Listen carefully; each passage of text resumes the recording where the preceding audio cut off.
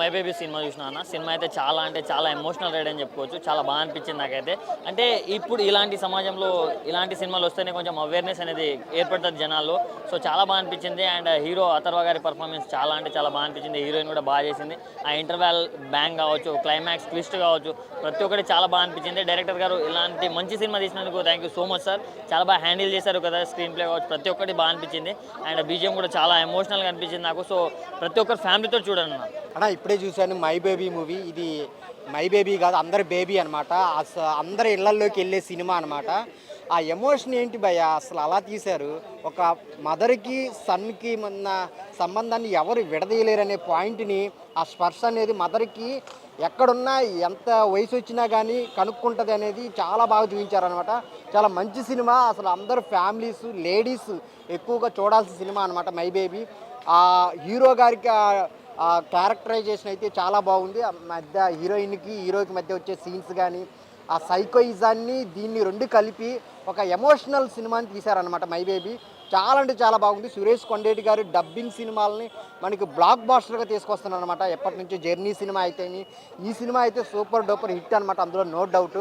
అందరు ఫ్యామిలీస్ కలిసి చూడాల్సిన సినిమా.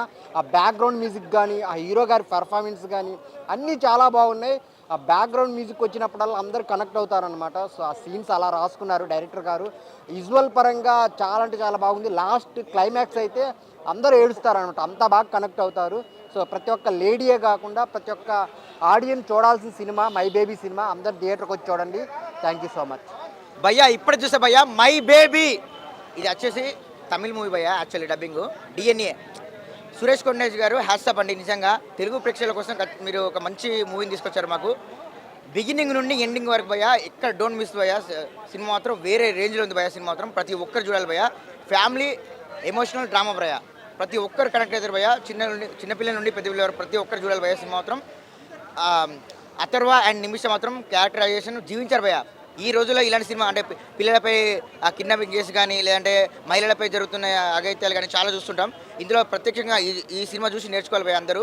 ప్రతి ఒక్క కళ్ళకు కట్టిన నిజాన్ని ఎంత అంటే చూపించారు. అంటే పేద పిల్లల్ని కానీ ఇట్లా రోడ్డు మీద చూస్తున్న ట్రాఫిక్ మీద ఎలా నడుచుకుంటూ వెళ్తారు వాళ్ళు, ఏంటి అంటే వాళ్ళని కిడ్నాపింగ్ మాఫియా అనేది చాలా చక్కగా చూపించారు భయ్యా. సినిమా మాత్రం అథర్వ అండ్ నిమిషం మాత్రం నటించారంటే జీవించేశారు భయ్యా. పండించారు క్యారెక్టర్ని. అంటే ఆ డైరెక్టర్ ఏ విధంగా చేశాడో వాళ్ళు అలా చేస్తేనే సినిమా అనేది మనకు ప్లస్ అయింది భయ్యా. ప్రతి ఒక్కరు భయ్యా ఇట్స్ మై బేబీ అనే విధంగా ప్రతి ఒక్కరు కట్టేసింది భయ్యా.